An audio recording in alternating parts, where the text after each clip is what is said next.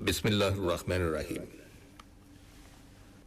معزز سامعین، جیسا کہ آپ جانتے ہیں کہ حج کرنا ایک بہت بڑی عبادت اور سعادت ہے، لیکن حج کرنے کے بعد حج مبارک کی تقریب، مکان پر چراغاں، میلاد شریف اور عزیز و اقارب کی دعوت کرنا سوائے بدعت کے کچھ اور نہیں۔ حج تو ایک فریضہ ہے اور اس کی ادائیگی پر مبارکباد دینا تو سنت رسول صلی اللہ علیہ وسلم سے ثابت ہے، لیکن مبارکباد وصول کرنے کے لیے حج مبارک کا تغرا مکانوں پر آویزاں کرنا سنت رسول صلی اللہ علیہ وسلم سے ثابت نہیں ہے، بلکہ یہ بدعت ہے۔ بدعت اس لیے ہے کہ لوگ حج مبارک کی تقاریب کار ثواب جان کر منعقد کراتے ہیں، آنے والے بھی ثواب لوٹنے کے لیے آتے ہیں۔ اگر فریضہ ادا کرنے کے بعد مبارکبادیں وصول کرنا اسی انداز سے ضروری ہے تو پھر حج سے بڑی عبادت نماز ہے۔ نمازی حضرات کو بھی چاہیے کہ نمازیں پڑھ کر شامیانوں میں بیٹھا کریں اور نماز مبارک کی تقریبات دن میں 5 بار منعقد کیا کریں۔ اسی طرح زکوٰۃ ادا کرنے کے بعد زکوٰۃ مبارک، روزے رکھنے اور رمضان کا مہینہ گزر جانے کے بعد روزے مبارک، اللہ کے راستے میں صدقہ و خیرات کرنے کے بعد صدقہ مبارک، عید الاضحیٰ کے موقع پر اللہ کی راہ میں جانور ذبح کرنے کے بعد قربانی مبارک، قرآن حکیم پورا پڑھنے کے بعد قرآن مبارک، مسجد کی تعمیر کے بعد مسجد مبارک، اور اسی طرح کی دوسری رسومات بھی لوگ کیوں نہیں شروع کر دیتے؟ کیونکہ جب حج مبارک کی تقریب ہو سکتی ہے تو دوسری تقریبات کیوں نہیں ہو سکتی؟ کیا یہ عبادتیں اجر میں کچھ کم ہیں؟ ہمیں چاہیے کہ ہم اپنے اعمال پر نظر کریں، زیادہ دیر کے لیے نہیں، صرف چند لمحات کے لیے غور کریں اور پھر بتائیں تو صحیح کہ یہ امور جو ہم نے خود ایجاد کر رکھے ہیں، کیا ہم ان کی ایجاد کا کوئی اختیار رکھتے ہیں؟ ہمیں کوئی اختیار حاصل نہیں ہے، تو پھر ہم ان امور کو چھوڑ کر قرآن و حدیث کی اتباع کیوں نہیں شروع کر دیتے؟ حقیقت یہ ہے کہ اسی میں ہماری دنیاوی اور اخروی نجات ہے۔ مساجد پر چراغاں کرنا بھی ایک بدعت ہے۔ مساجد پر شب برات، شب معراج، 11ویں شب قدر اور دیگر مواقع پر چراغاں کرنا بھی ہمارے چند مسلمانوں کی ایجاد کردہ ایک بدعت ہے۔ یہ چراغاں اس نیت سے کیا جاتا ہے کہ اس سے انہیں ثواب حاصل ہوتا ہے، لیکن حقیقت یہ ہے کہ اس قسم کا چراغاں نہ نیکی ہے اور نہ ہی کار ثواب ہے۔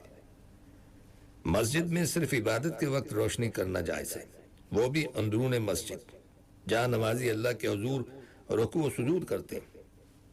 مساجد کی دیواروں، میناروں اور گنبدوں پر چراغاں کرنا اسراف ہے، اور اسراف کرنے والے شیطان کے بھائی ہیں۔ اس کی وضاحت اللہ سبحانہ تعالیٰ نے قرآن حکیم کی سورہ بنی اسرائیل میں ان الفاظ میں فرمائی ہے، جس کا ترجمہ ہے: بے شک فضول خرچی کرنے والے شیطان کے بھائی ہیں، اور شیطان اپنے رب کا بڑا کفران اور ناشکری کرنے والا ہے۔ اس آیت سے یہ ثابت ہوا کہ بے جا اسراف کرنے والے شیطان کے بھائی ہیں۔ اب ظاہر ہے کہ جو شیطان کا بھائی ٹھہرا اس کا نبی اکرم صلی اللہ علیہ وسلم سے کیا واسطہ؟ ایسے افراد پر تو اللہ کی لعنت ہے جو شیطان کے بھائی ہیں یا اس کے پیروکار ہیں۔ ہونا تو یہ چاہیے تھا کہ مسلمان اپنے نبی صلی اللہ علیہ وسلم کا راستہ پکڑتے، آپ صلی اللہ علیہ وسلم کے طریقے پر عمل کرتے، آپ کی سنتوں سے محبت کرتے، آپ کی حدیثوں سے پیار کرتے، لیکن افسوس کے بجائے یہ کام کرنے کے انہوں نے وہ کام اختیار کیے کہ کلمہ تو نبی برحق کا پڑھ رہے ہیں اور پینگے شیطان سے بڑھا رہے ہیں۔ مساجد پر چراغاں کیا فضول خرچی نہیں ہے؟ بہت سے لوگ کہتے ہیں کہ اگر لوگ شادی بیاہ اور دیگر تقریبات میں تو چراغاں کرتے ہیں، کیا اللہ کا گھر اتنا کیا گزرا ہے کہ ہمارے گھروں میں تو چراغاں ہوں اور اللہ کا گھر اندھیروں میں ڈوبا رہے؟ یہ کوئی دلیل نہیں ہے، کیونکہ گھروں میں اور بھی بہت سے پروگرام ہوتے ہیں، گانا بجانا بھی ہوتا ہے، ٹیلی ویژن بھی چلتا ہے، ریڈیو پر پروگرام بھی سنے جاتے ہیں، تو کیا وہ اللہ کے گھر میں بھی ہونے چاہیے؟ ہم گناہ اور ثواب کے کاموں میں فرق کیوں محسوس نہیں کرتے؟ نبی اکرم صلی اللہ علیہ وسلم نے اور آپ کے صحابہ اکرام نے بھی کبھی مسجد نبوی پر لیلۃ القدر کے موقع پر چراغاں نہیں کیا۔ اس کا مطلب یہ ہوا کہ مساجد کو بیرون چراغاں کی قطعی ضرورت نہیں ہے، اور اس کی ضرورت محسوس کرنے والے نبی اکرم صلی اللہ علیہ وسلم کے طریقے کے مخالف ہیں۔ قبروں اور مزارات پر گنبد بنانا بھی ایک بدعت ہے، یہ بدعت بھی عام ہو چکی ہے۔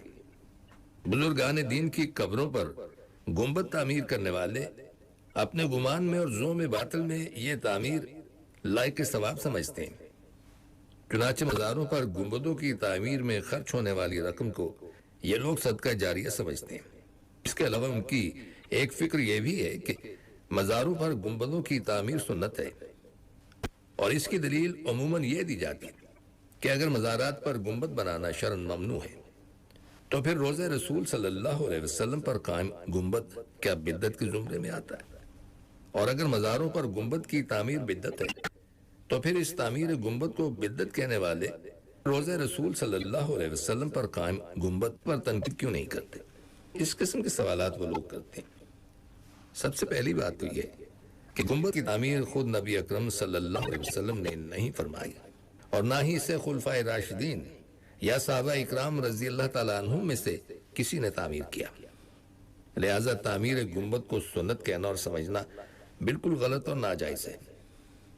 دوسری بات یہ ہے کہ گنبد مسجد نبوی کا ایک حصہ ہے، اور مساجد پر گنبد اور مینار بنانا بدعت نہیں کہلاتا، اور شریعت اسلامیہ میں اس کی کوئی مخالفت نہیں ہے۔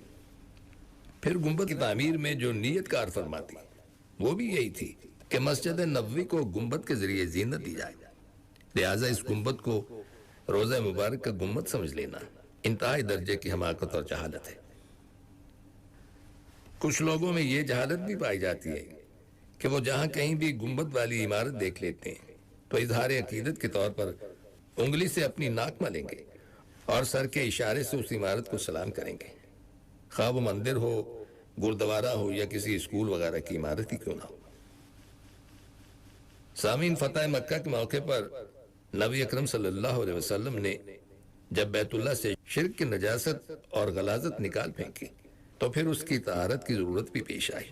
پھر غسل کعبہ کی ایک رسم چل نکلی جو ہنوز جاری ہے، لیکن اللہ ان مسلمانوں کو نیک توفیق دے کہ انہوں نے غسل کعبہ کی مانند غسل مزارات کی بدعت ایجاد کر کے یہ اندیہ دیا ہے کہ ان کی نگاہوں میں یہ مزار اور کعبۃ اللہ گویا ایک ہی درجے کے حامل ہیں۔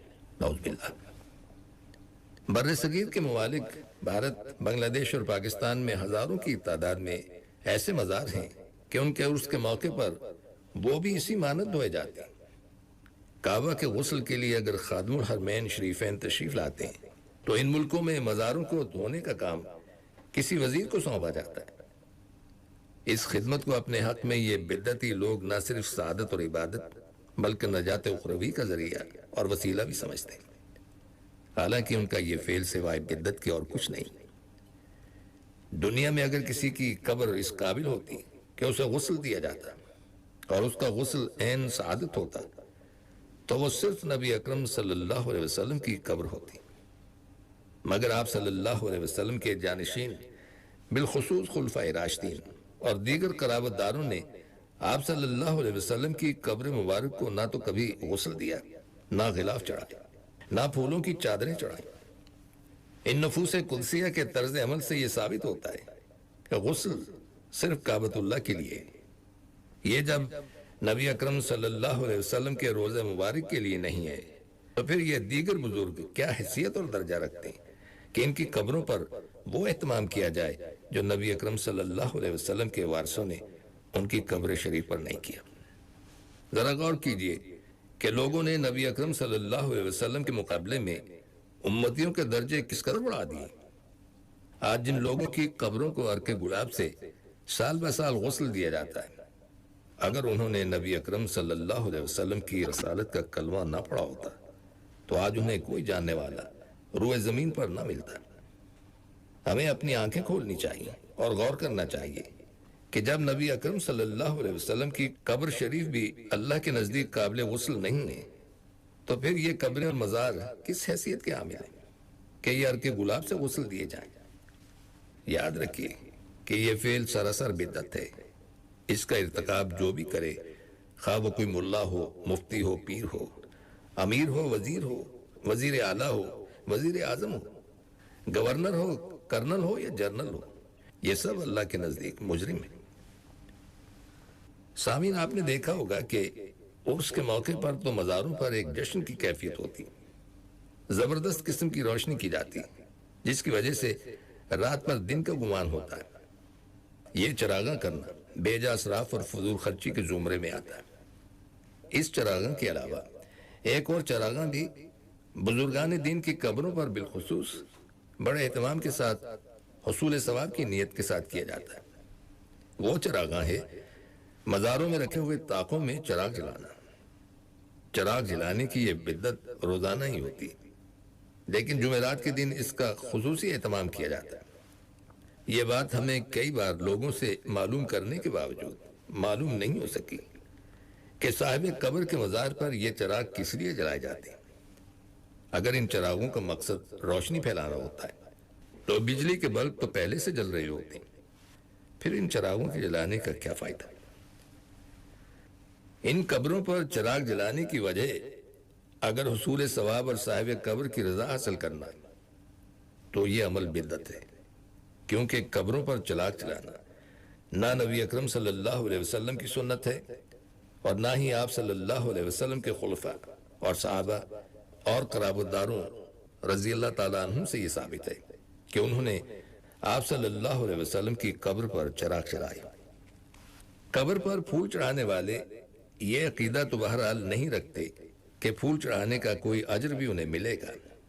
البتہ یہ عقیدہ بہت سے جاہل لوگوں میں پایا جاتا ہے کہ قبروں میں تدفین میت کے بعد پھولوں کا قبر پر چڑھانا واجب ہے، پھر جب تک قبر پر پھول نہ بچھا دیے جائیں اس وقت تک میت کے وارث اور عزیز و اقارب کوئی بھی میت کے لیے دعا نہیں کرتا۔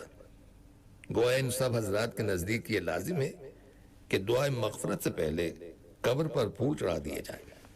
سوال یہ ہے کہ کیا دعائے مغفرت سے پہلے قبر پر پھول چڑھانا اور پتیاں برسانا اللہ کے نبی صلی اللہ علیہ وسلم کی سنت ہے؟ کیا آپ صلی اللہ علیہ وسلم کے صحابہ اکرام کی قبروں پر تابعین سے پھول چڑھانے کا ثبوت ملتا ہے؟ اگر ملتا ہے تو قبروں پر پھول چڑھانے والے یہ ثابت کریں کہ قرآن حکیم کی کون سی سورہ اور آیت میں ہے اور حدیث کی کون سی کتاب میں ہے۔ اس کا ثبوت تو کیا، اشارتاً بھی قرآن و حدیث میں یہ بات کہیں نہیں ملتی کہ میت کی قبر پر پھول چڑھائے جائیں۔ پھر ہم لوگوں کے لیے یہ احکام و بدعات کس نے ایجاد کر لیے کہ ہم سے وہ کام کروائے جا رہے ہیں جن کی سند ہمیں نہ قرآن حکیم میں ملتی اور نہ ہی حدیث رسول صلی اللہ علیہ وسلم سے ملتی۔ ذرا غور کیجئے، کس قدر افسوس کی بات ہے کہ ہم نام تو اپنا مسلمان بتاتے ہیں اور کام سارے نافرمانی والے ہی کرتے ہیں۔ کیا مسلمان کے یہی معنی ہوتے ہیں؟ قبر پر پھول چڑھانے والے میت کے دفن کرنے کے بعد قبروں پر اگربتیاں بھی جلاتے ہیں اور قبر پر لگا دیتے ہیں، اور اس فعل کو بھی یہ لوگ پھول چڑھانے کی طرح فرض یا لازم سمجھتے ہیں۔ بتی جلانے کا مقصد اگر خوشبو پھیلانا ہوتا ہے تو خوشبو تو میت کے کفن میں اچھی طرح لگا دی جاتی ہے، پھر یہ بیرونی خوشبو کا کیا مقصد ہے؟ کیا اگربتی قبر پر سلگانا سنت رسول صلی اللہ علیہ وسلم ہے؟ یہ سوال جب کبھی بھی مردہ پرستوں سے کیا گیا تو ان کے پاس اس کا کوئی جواب نہیں تھا۔ ذرا سوچئے کہ میت کے لیے یہ جتنے بھی اہتمام کیے جا رہے ہیں کیا زندگی میں بھی اس کے ساتھ اسی طرح کیے گئے تھے؟ قبروں پر اگربتیاں جلانے والے جب یہ اگربتیاں جلاتے ہیں تو سوچنا پڑتا ہے کہ یہ تو اللہ کی مرضی ہے کہ اپنے اس بندے کو جنت میں داخل کرے یا جہنم میں داخل کرے، ثواب عطا فرمائے یا عذاب سے دوچار کرے۔ بہرحال ہمیں کوشش کرنی چاہیے کہ ہم اس قسم کی بدعات سے پرہیز کریں۔ بدعات کے موضوع پر مزید باتیں ہم آپ کو اپنے آئندہ پروگرام میں بتائیں گے، اور اس کے ساتھ ہی ہمارے آج کے پروگرام کا وقت بھی اب ختم ہوتا ہے، اس دعا کے ساتھ کہ اللہ تعالی ہم سب کو صراط مستقیم پر چلنے کی توفیق عطا فرمائے، آمین۔ آئندہ ملاقات تک کے لیے محمود احمد کو اجازت دیجیے، اللہ حافظ۔